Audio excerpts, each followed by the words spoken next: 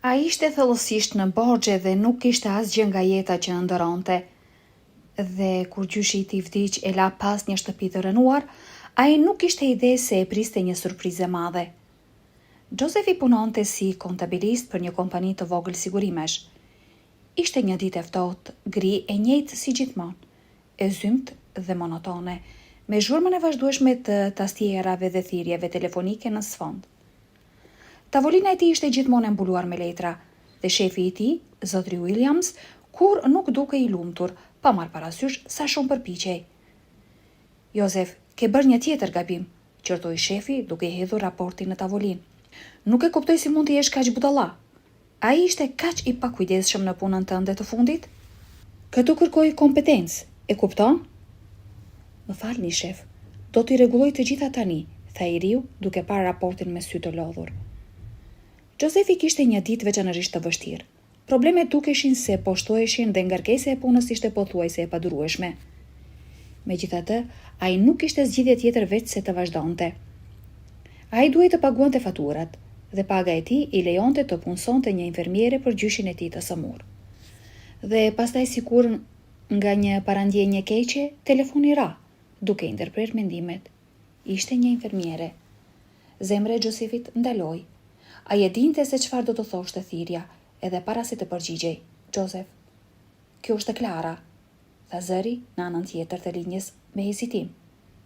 Gjyshi yt ka vdekur. Buri ndjeu botën e tij të shembej nën këmbët e tij. Ai e dinte se kjo ditë do të vinte sepse gjyshi I tij kishte qenë I sëmurë për disa muaj. Por asgjë nuk mund të përgatiste për dhimbjen që përjetoi në atë moment. Dhe gruaja shtoi. Ai la një letër për ty. Faleminderit, Klara, tha Josefi. Zëri I dridhej. Ai mbylli telefonin dhe ul duke parë raportin në tavolinën e tij. Lotët I rridhnin në fytyrë të nxehtë dhe të pamëshirshëm. Bota rreth tij u zhduk dhe mbeti vetëm dhimbje humbjes. Gjyshi I tij I dashur, burri që kishte qenë gjithmonë aty për të, burri që e kishte rritur në thelb, nuk ishte më aty. Disa minuta më vonë I riu u ngrit, fshiu lotët dhe mblodhi gjërat e tij. Ai injoroi plotësisht shikimet kurioztare të kolegëve të tij dhe shikimin e ashpër të zotit Williams.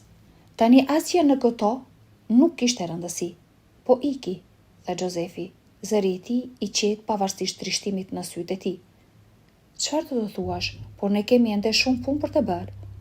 Do të pushoj nga puna, burr, protestoi shefi I tërbuar. Kemi disa probleme në familje, I tha Josefi shefit të tij. Gjyshi im sapo vdiq, kështu që do të shihemi nesër. Dhe me këto fjalë Josefi u largua nga zyra, duke lënë pas botën ngritë punës së tij. Ai duhej të takonte Klarën, të lexonte letrën dhe të merrte lamtumirën. Zemra e tij ishte e rëndë nga trishtimi, por ai e dinte se duhej të përballej me të vërtetën. Gjyshi I tij ishte larguar dhe jeta sa do e vështirë të ishte, duhej të vazhdonte. Dhe kështu ai takoi një vajzë në një kafene aty pranë. Ajo dukej e lodhur, por kishte mirësi në sytë e saj. I riu e falenderoi për të gjithë vitet e kujdesit për gjyshin e tij, dhe ajo I dha një letër. Josefi e falenderoi dhe ajo u ngrit për të ikur. I riu shikoi letrën në duart e tij për një moment dhe e hapi. Josefi im I dashur, filloi të lexonte. E di që kohët kanë qenë të egra dhe mendja ime ka rrëshqitur, por ka momente kthjelltësie.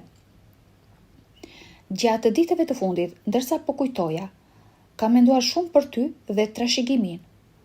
Nuk dua që ti të trashëgosh vetëm shtëpinë e vjetër, edhe nëse ky vend ka qenë gjithmonë streha jote. Unë gjithmonë e kam parë këtë tokë si diçka më shumë se thjesht një shtëpi e vjetër. Toka nën këmbët tona mban sekrete. Në jetën time kam zbuluar diçka të pabesueshme këtu, në këndin ton të vogël. Dua që ti ta dish se... Letra përfundoi në mes të fjalisë. Burri imagjinoi gjyshin e tij të brisht dhe të lodhur, duke munduar të shqiptonte çdo fjalë. Ai mbylli syt dhe lotët filluan të rridhnin sërish në përfaqe. Kujtimi I zotri Robertit I erdhi papritur. Ai e rriti Josefin pasi vdiq nëna e tij dhe babai I tij, një alkoolist abuziv, braktisi familjen. Shtëpia e gjyshit të tij kishte qenë gjithmonë një stre, një vend dashurie dhe sigurie. Ai dhe plaku pëlqenin të çmontonin pajisjet e vjetra dhe të përpiqeshin t'i montonin përsëri. Ata kalonin orë të tëra në punëtorinë e gjyshit të tyre, duke qeshur dhe duke mësuar së bashku. Këto ishin momentet më të lumtura në jetën e voglushit. Por koha është e pamëshirshme. Robertit ju zhvillua smundje e Alzheimer dhe gradualisht harroi gjithçka. Josefi tani i rritur ka punuar pa u lodhur për 2 vitet e fundit për të paguar një kujdestare dhe për të mbajtur gjyshin e tij rehat. Pavarësisht të gjitha vështirësive, i riu kur nuk ndaloi së dashuruari gjyshin e tij. Ai ishte familja e tij e vetme dhe thjesht ashtu ai u zhduk. Josefi e futi letrën në xhep dhe pagoi faturën. Ai u largua nga kafeneja dhe u drejtua drejt stacionit të autobusit. E dinte se tani që ishte vetëm, kishte një rrugë të gjatë për të bërë, por ishte i vendosur të nderoj kujtimin e gjyshit të tij. Ai fshiu lotët, ngriti kokën dhe eci përpara. Funerali i Robertit ishte dinjitos dhe i bukur, pavarësisht thjeshtësisë së saj. Njerëz nga të gjithë anët e qytetit të vogël erdhën për t'i bërë nderimet e fundit plakut të mençur. Nipi ishte mirënjohës dhe dashuria dhe respekti, megjithse dhimbja i mundonte krahrorin. Disa ditë më vonë, i riu shikoi shtëpinë dhe shkoi të vizitoi shtëpinë që kishte trashëguar. Udhëtimi drejt vendit ishte i gjatë dhe i mundimshëm. Ai mori autobusin deri në ndalesën e fundit dhe pjesën tjetër të rrugës e bëri në këmbë. Një udhëtim i njohur që i solli kujtime të ëmbla e të hidhura. Dhe kur më në fund mbriti atje, shtëpia e vjetër ishte aty, ashtu si në kujtimet e tij. Një strukturë e rënuar me derasa të liruara dhe bojë të qëruar. Kopshti kur dikur lulëzonte nga zambakët e bukur, ishte mbushur me barëra të këqija. Ishte një shtëpi e keq përfunduar dhe ai kur nuk e kuptoi se si gjyshi i tij kishte arritur të jetonte në kushte të tilla për kaq gjatë. Ai hapi derën që kërkëritej dhe hyri. Brenda ere e drurit të vjetër dhe e plurit i hyri në hund, duke sjellë me vete një val nostalgjie. Kishte qelësat dhe Josefi dëgjonte jehonën e të qeshurave dhe kohëve të lumtura që kishte kaluar tashmë këtu. Ai ecte në përdhomat boshe dhe me çdo hap kujtimet menin në zotrim ndërgjegjen e tij. Syt e të riut u mbushën me lot. Gjithçka këtu i kujtonte gjyshin e tij dhe dhimbja e humbjes dukej se nuk po zbehej. Burri shikoi përreth me frymë të zënë. Çfarë duhet të bëj me ty, shtëpisë? Ai pyeti me një zë të thyer nga emocionet, pasi nuk dinte se çfarë të bënte më pas. Ai kaloi dorën mbi derasat prej druri, duke ndjerë teksturën e ashpër në gishtat e tij. Ai nuk donte ta shiste, por i duheshin parat. Jeta nuk ishte e lehtë dhe faturat vinin vazhdimisht. Gjëja më e keqe ishte se shtëpia e cila ishte qartësisht në gjendje të keqe ishte e lirë. Dielli filloi të perëndonte dhe Josefi e dinte se ishte koha që ai të largohej. Duke hedhur një vështrim të fundit në shtëpinë e vjetër, ai u largua me zemër të rëndë, por plot kujtime të çmuara. Duke u kthyer në shtëpi pas një dite të gjatë dhe të lodhshme, Josefi ishte thellë në mendime. Pyetja se çfarë të bënte me shtëpinë e vjetër e konsumonte si një enigmë e pasgjithshme. Josefi jetonte në një shtëpi modeste me qira në pjesën e vjetër dhe të varfër të qytetit, ndërsa ishte e vjetër dhe në gjendje të keqe me një erë të vazhdueshme miku që bashkonte muret dhe mobiljet. Pronarja e banesës ishte një grua në moshë të mesme me pamje të hidhur, e cila dukej më interesuar për paratë e qirase sa për mirëqenjen e qiramarrësit. Sa po hapi portën dhe hyri brenda, një grua ju afrua dhe i kërkoi pagesën për apartamentin. Djalë, ku janë paratë e mia? Kanë kaluar 2 muaj, ose paguaj ose largohu. Miliona njerëz duan të kenë këtë dhomë, dhe pronarja. Dhe Josefi, me një shprehje të lodhur në fytyrën e tij, u përgjigj. Unë ende nuk e kam marrë pagën, zonja. Helena, ai gungulliti dhe murmuriti diçka për papërgjeshmërinë para se të largohej. Ai pshiritiu ndërsa ngjitej shkallëve të lëkundshme drejt dhomës së tij, duke kuptuar se nuk kishte arritur asgjë ende. Duke u ulur në shtrat, ai lejoi veten të pendoi për një moment për jetën që kishte bërë. Kujtimet e gjyshit tim i erdhën në mendje. Në veçanti, fraza që ai thoshte shpesh ishte: Josef, do të bësh gjëra të mëdha në jetë, e di këtë. Ai qeshi me hidhërim, duke tundur kokën. Po gjysh, duket se gabove. U bara një humbas. Ai vazhdoi të mendonte zgjidhje të mundshme për dilemën e shtëpisë. Çfarë nëse e shem dhe e shes tokën? Duhet të vlej diçka, po jo? Murmuriti në zë. Po, mendoj se kjo është rruga. Do ta shem dhe do të shoh se mund të marr për këtë copë toke të vogël. Të paktën kjo duhet të mbuloj borxhet për trajtimin e gjyshit tim. Megjithatë, lodhja e akumuluar gjatë ditës filloi të merrte nën kontroll mendimet e tij dhe përfundimisht ai ra në gjumë. Papritur ndërsa errësira e natës thelloi dhe heshtja e shtëpisë me qira e pushtonte, Josefi pati një ëndër. Ai papritur e gjeti veten në shtëpinë e gjyshit të tij, duke njohur çdo detaj të konsumuar dhe të njohur të orendive që kishte lënë vetëm pak orë më parë. Por kishte një ndryshim të rëndësishëm. Prania e gjyshit të tij. Ai thjesht nuk ishte tamam i njëjtë siç e mbante me Josefi. Ishte një figurë e dukshme, e ngjashme me të, e mbështjell në një dritë të butë dhe shkëlqyese. Ai dukej më shumë si një fantazmë, një hije e burrit që Roberti kishte qenë në jetë. Qysh? Ai bërtiti, duke shtrirë dorën në një përpjekje të kotë për ta prekur. Por figura nuk reagoi. Ai vazhdoi të endet në shtëpi, duke prekur objekte me një qëllim që i riu nuk mund ta kuptonte. Ai ndoqi figurën. Zemra i rihte në gjokë dhe mendja i ishte mjegulluar nga konfuzioni. Në një moment figura ndaloi dhe tregoi një cep të caktuar të dhomës. Josefi ndoqi shikimin e fantazmës dhe pa një kuti të vjetër këpucësh në cep, të harruar dhe të mbuluar me pluhur. Nuk kuptoj gjysh. Josefi përtiti me dëshpërim në zë, por fantazma mbeti e heshtur. Pastaj figura lëvizi përsëri, këtë herë duke dalë nga shtëpia në obor. Ai ndaloi papritur dhe tregoi në tokë. Djali shikoi poshtë, por pa vetëm dheun dhe gur, asgjë për të tërhequr vëmendjen. Çfarë dëshiron të më tregosh? Pyeti ai, duke u ndjerë i mbushur me zhgënjim dhe konfuzion. Por figura mbeti përsëri e heshtur, thjesht duke treguar diçka dhe duke lëvizur rreth zonës.